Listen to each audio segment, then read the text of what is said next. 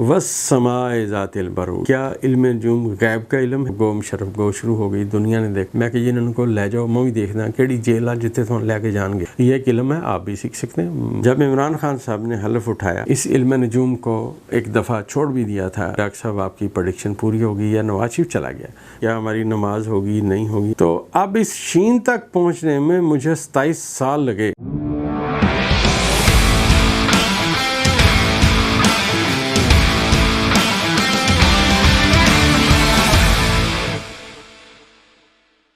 बिस्मिल्लाहिर्रहमानिर्रहीम। दोस्तों, आप मेरा यूट्यूब चैनल देख रहे हैं। मेरा नाम डॉक्टर उमर फ़ारूक है, मैं एस्ट्रोलॉजिस्ट हूँ।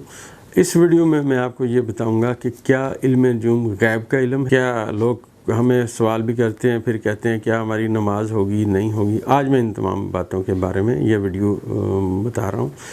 देखिए, कोई भी दुनिया में चीज़ ऐसी नहीं है जो बेकार पैदा की हुई हो।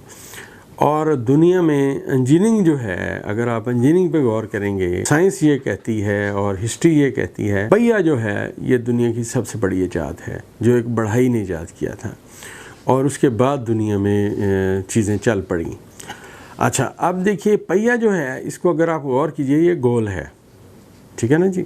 और उसकी वजह से सफ़र आसान हुआ और दुनिया में पहिया लगा तो जहाज़ उड़े और दुनिया की इकॉनमी ऊपर जानी शुरू हुई। पहिया ही सारा कुछ है, मतलब इकॉनमी की तरक्की में, दुनिया की तरक्की में पहिया।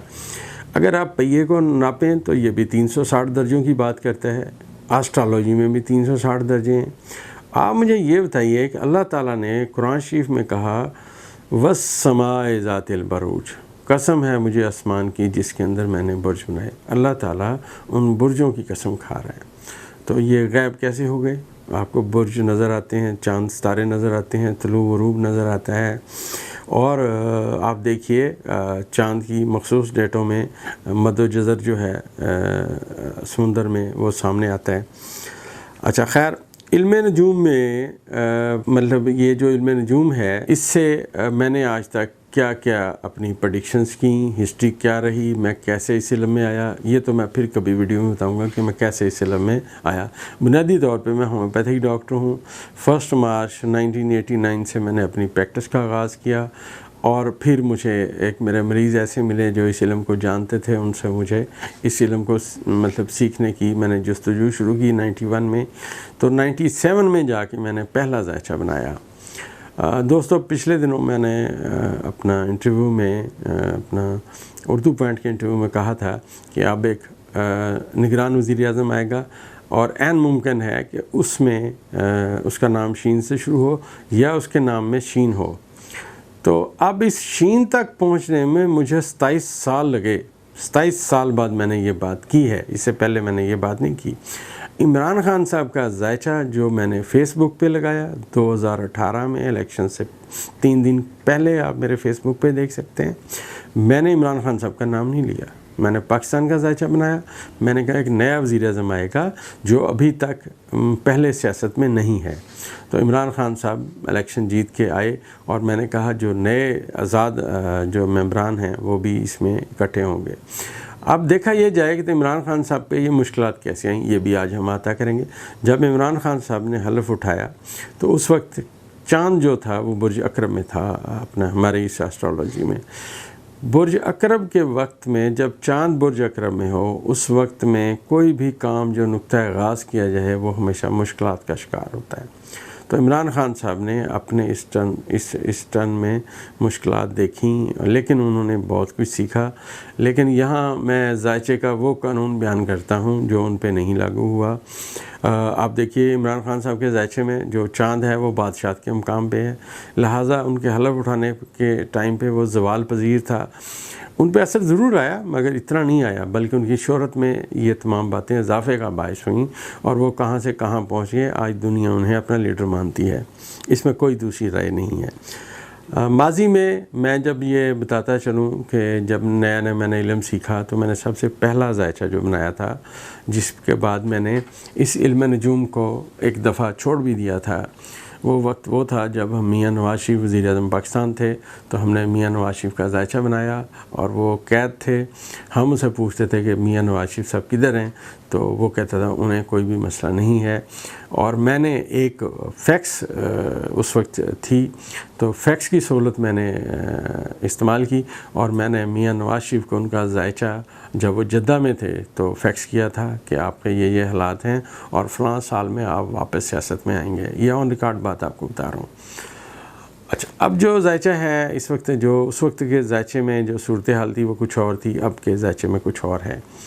تو مجھے یہ، جب میں اپنے آسٹرالوجی میں میاں نواز شریف صاحب کا ذائچہ پڑھتا تھا، میں پوچھتا تھا نواز شریف صاحب کدھر ہیں، وہ کہتا تھا وہ ٹھیک ہیں، جبکہ وہ قید میں تھے۔ تو جب میں نے بہت زیادہ کام کیا تو مجھے وہ قید میں نظر نہیں آئے، تو میں نے یہ ساری کتابیں بند کر دیں اور واپس اپنی پریکٹس پہ توجہ دینی شروع کر دی۔ پھر ایک دن بڑا معجزہ ہوا، میرے ایک دوست تھے، خدا انہیں غریق رحمت کرے، اب اس دنیا میں نہیں ہیں، زاہد رحیم صاحب۔ تو میں ان سے ملنے گیا، تو انہوں نے مجھے کھڑے ہو کے میرا استقبال کیا۔ بہت پیارے دوست تھے، اللہ انہیں جنت میں جگہ دے۔ تو انہوں نے مجھے بغل گیر ہو کر کہا کہ ڈاکٹر صاحب آپ کی پریڈکشن پوری ہو گئی، یا نواز شریف چلا گیا؟ میں نے کہا یار کہاں گیا؟ انہوں نے کہا بس ایک جہاز آیا، اس میں اس کو بٹھا کے سعودیہ لے جایا گیا۔ میں بڑا حیران ہوا، میں نے خیر BBC پہ وہ فوٹیج دیکھی تو مجھے یقین آیا۔ تو دوستو، اس دن سے میں نے اپنی ہومیوپیتھی کی پریکٹس کو تقریباً خدا حافظ کر دیا۔ اب میں باقاعدہ پریکٹس نہیں کرتا، میں صرف ذائچے بناتا ہوں، لیکن جو میرا علم ہے، جو مجھے لوگ ملتے ہیں تو ان کی اگر میڈیسن مجھے پتہ چل جائے تو میں بتا ضرور دیتا ہوں۔ خیر یہ ایک ضمنی بات ہے۔ دوسری جو میری پریڈکشن تھی وہ بھی میں آپ کو بتاتا ہوں۔ دوسری، اس سے پہلے جو میری پریڈکشن جس سے میں نے نواز شریف صاحب کے ذائچے پہ مجھے بہت زیادہ عبور حاصل ہوا تھا، وہ وقت تھا جب صدر فاروق لغاری صاحب تھے، تو چیف جسٹس کے ساتھ اور فاروق لغاری کے ساتھ اور میاں نواز شریف، ان سب کا آپس میں کلیش تھا۔ تو ایک وقت ایسا آیا، اور اس میں جو اپنا صدر مملکت تھے فاروق لغاری صاحب، انہوں نے پریس کانفرنس بلوا لی، اور میاں نواز شریف صاحب نے قومی اسمبلی کا اجلاس بلوا لیا، اور چیف جسٹس صاحب انہیں بلا رہے تھے وہاں پہ کہ آپ میرے عدالت میں پیش ہوں۔ اب یہ بڑا سینسٹیو تھا مسئلہ، اور میں نے اس میں جو ذائچہ تھا، اس میں ابھی بتا دیتا ہوں آپ کو، جس مرضی کا دل چاہے وہ اپنے آسٹرالوجی میں پڑھ لے۔ اس وقت مشتری جو تھا وہ اپنی پوری طاقت زحل کو دے رہا تھا، تو میں نے پریڈکشن یہ کی تھی کہ میاں نواز شریف کو کچھ نہیں ہوگا، فاروق لغاری صاحب کو بھی استعفیٰ دینا پڑے گا، اور دوسری بات چیف جسٹس بھی اپنے منصب سے جائیں گے۔ تو ہسٹری میں وہی ہوا۔ یہ میری پہلی پریڈکشن تھی جو پوری ہوئی، جس سے مجھے اس علم پہ اور مطلب عبور حاصل ہوا، اور میں کہا میں صحیح ہوں۔ دوسری دفعہ میں نے یہ نواز شریف والی بات آپ کو بتائی کہ وہ قید میں تھے، ہم کہتے تھے وہ باہر ہیں، تو وہ مطلب باہر نہیں تھے، لیکن میریکل ہوا کہ ان کو اس وقت بھی لینے کے لیے وہ آئے۔ اگر میں کبھی وقت ملا انشاءاللہ تو میں میاں نواز شریف کا ذائچہ بھی بیان کروں گا۔ ابھی اس کے بعد یہ ہوا کہ میں نے اپنا پرویز مشرف صاحب کا ذائچہ بنا کے نیا دور اخبار جو ہے اس میں 2 فروری 2002 کے اخبار میں دیا۔ تو اس میں نے پریڈکشنز کی تھی کہ ان کے ساتھ کیا کیا صورتحال رہے گی، تو کیا ہوگا، اور وہ آن ریکارڈ ہے، آپ اٹھا کے دیکھ سکتے ہیں۔ وہ بھی میری پریڈکشنز پوری ہوئی، اور اس طرح چلتا رہا سلسلہ۔ 2006 کے نومبر میں میری سید یوسف رضا گیلانی صاحب سے ایک دوست کے ہاں ملاقات ہوئی۔ انہوں نے مجھے کہا کہ میرے حالات بتائیں کیا ہوں گے، میرا ذائچہ بنائیں۔ تو میں نے اس وقت ان سے کہا، ذائچہ بنانے کے بعد، آپ اگلے وزیر اعظم پاکستان ہیں، اور یہاں آ کے علم کھڑا ہو گیا، اس سے آگے جاتا نہیں ہے۔ تو انہوں نے 3 دن بعد مجھے کھانے پہ بلایا، یوسف رضا گیلانی صاحب نے۔ تو انہوں نے مجھے پوچھا کہ یہ بتائیں کہ بے نظیر بیٹھی ہے، مجھے کون وزیر اعظم بنائے گا؟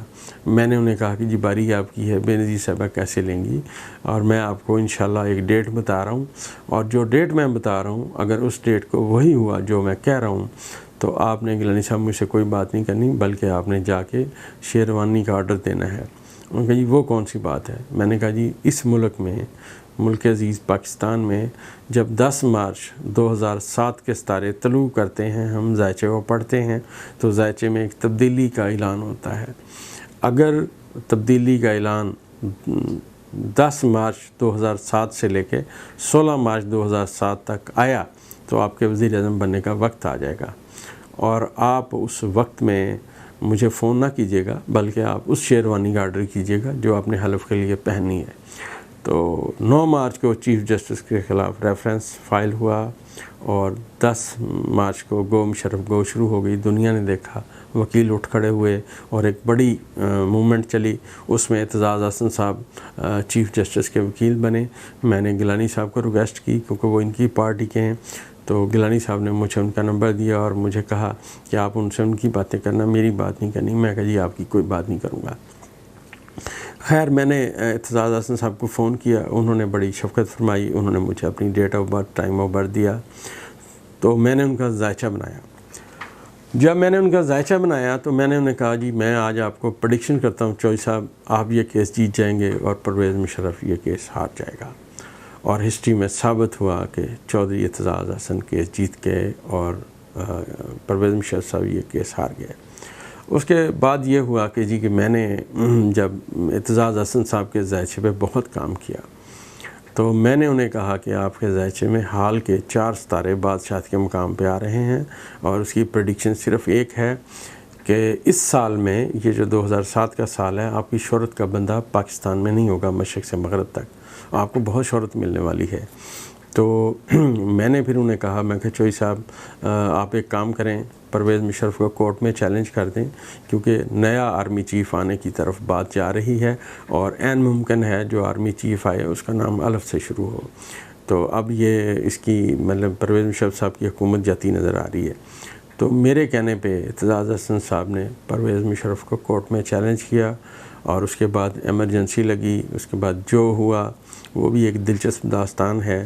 اور ایمرجنسی لگنے کے بعد سب سے پہلا جو مجھے فون آیا وہ چودھری اعتزاز احسن صاحب کا آیا. چوئی صاحب نے مجھے فون کیا اور یہ کہا اور ڈاکٹر مراد تئی سانو. میں کہا جی کی ہویا؟